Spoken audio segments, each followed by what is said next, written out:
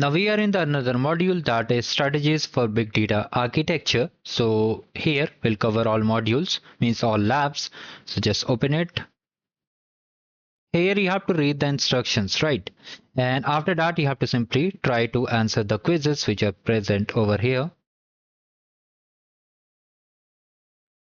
Let's come over here. It's a very normal MCQs, and here you have to just verify to check the points. Click on it. Now let's cover the second module. Come down over here.